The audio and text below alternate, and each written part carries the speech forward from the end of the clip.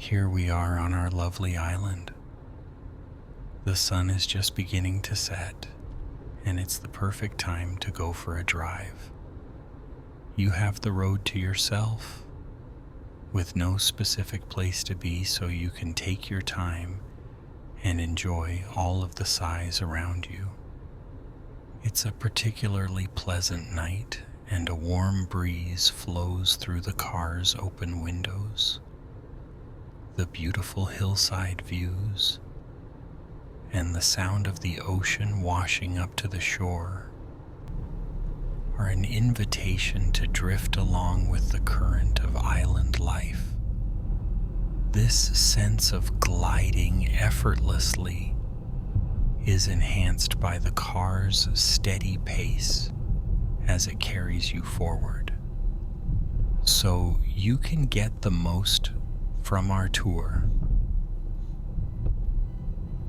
Beyond the plump, swaying paddy, beyond the coconut groves like sun-browned hands greeting you, the sea is visible.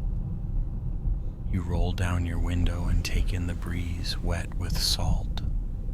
Salt that carries with it traces of pink coral and the determination of fish blooming beneath the water's surface. Salt that blesses every meal with the wisdom of rocks from far away shores through untold miles of cobalt, turquoise, sapphire, and cerulean. Salt that binds. You drive up to the edge of the beach and begin to drive leisurely alongside it. You imagine slipping out of your sneakers, how silken and warm the sand as it stretches, then gives way to the spaces between your toes. How, as you approach the tide, the whole world seems to receive behind you.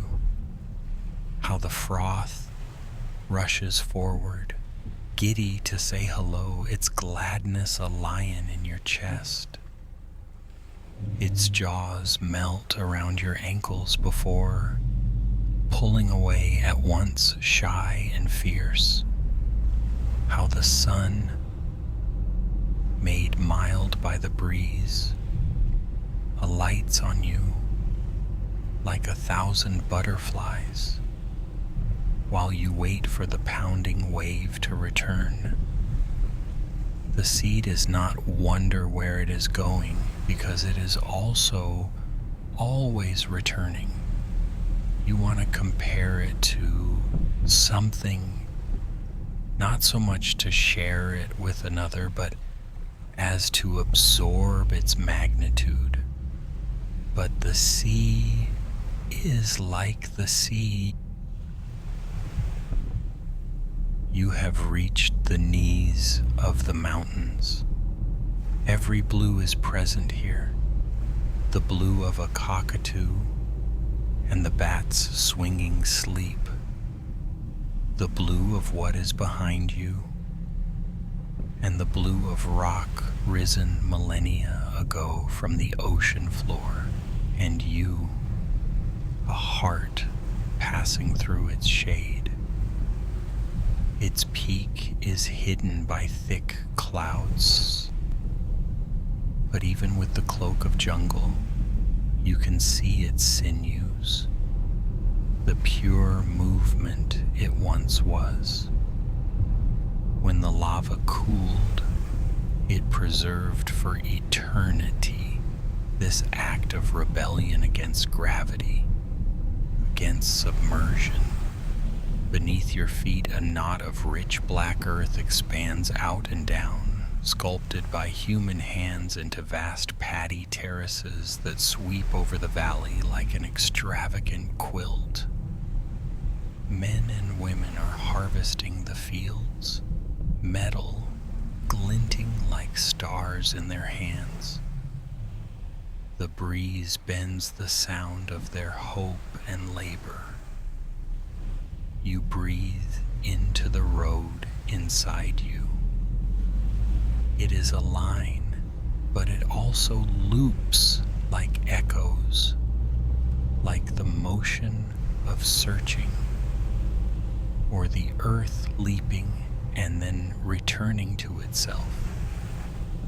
Overhead, from an outcropping of granite, sea eagle stretches its russet wings. It swoops like weather over the valley, stitching its identity in the air. The men and women of the fields pause to look up and offer the bird their recognition. You are following a river inland from where it empties into the sea. Above the pale blue horizon, the moon, transparent and trailing ribbons of cirrus clouds, floats like a bride. You approach a wooded area through which you glimpse strange, colorful shapes along the bank of the river. As you get closer, a pavilion rises into view. Among its intricately carved pillars, you notice people of all ages lounging around baskets of fresh fish and glistening fruit, pineapples, watermelons, rambutan, snake fruit. After you pass the pavilion, the shapes at last resolve into detail. Fishing boats, wood-hewn, with dramatically peaked bows and sterns, meticulously painted with contrasting colors. Horizontal red, green, yellow stripes along the outer shells, and inside, ribs of teal, anchored and perfect, anchored in perfect alignment along the riverbed. Their beauty is at once visceral and elegant. You find yourself standing in front of them, reaching out to run your hand along one of the hulls. It is smooth as glass. You close your eyes. Your ribs expand with each breath like canvas sails unfurling, slow and strong, rippling out like a lowing in the buffalo's throat, like the promise of moonlight. The road is a dark melody through the greens and the yellows. The road smooths out under the repetition of feet and wind and wheel. The road is empty save for the wandering buffalo on its shoulder of broken chalk, splashing through puddles. He nods his head to his council of dragonflies circling in their crisp blue jackets. Under the road, the grass bides its time. The road tempts with its simplicity. I am just a line, says the road. I do not change anything. The road does not argue. It just opens and opens until it reaches the mouth of the sea. Then the sand blows over it and it glitters like a sword. Where it has been scarred by lightning, the road asks for tending like anything and anyone in the world to get you from one point to another. The road is a necklace without a clasp. The road is a wish you unspooling. The road is attached to nothing but the sky. The hills before you in their cloaks of fern, emerald, juniper, and sage are like children crouched under the sun, gathering in their shade the springing frogs and resourceful ants. They breathe in shimmering nets of blue and breathe out birds. The light weaving its way through pristine darkness beneath the skins of green is tender as a mother's kiss.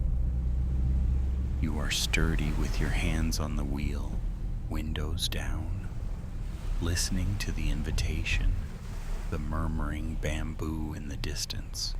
Thousands of pairs of wings beat in chorus, riding the sea-scented breeze. The crackling of small lives encased in their shells among the roots and blades of grass. Your own heartbeat meeting the land and receding like salt-laden waves. Foot lightly on the pedal, you're washed by wonder as the island opens itself to you like a book. Page after page, its languages reveal themselves. Stardust in the shape of an egret, water in the swaying boughs of the banyan. You drive over a hill and a village appears, each home a compound of small, airy buildings with walls of detailed stonework, over which wild orchids sprawl in bursts of magenta, violet, tangerine, white. The road narrows and begins to branch out. Along the curves, women lay out their wares on dazzling homemade cloths, dried fruit and seafood, candles, woven containers, charms, herbal tinctures. They gossip and laugh while haggling with each other, trading what they made for what they need. Children's worth passed on their bikes, bodies loud with sun, hands like the spinning petals of a single black flower, branches heavy with lime tap on the roof of the car.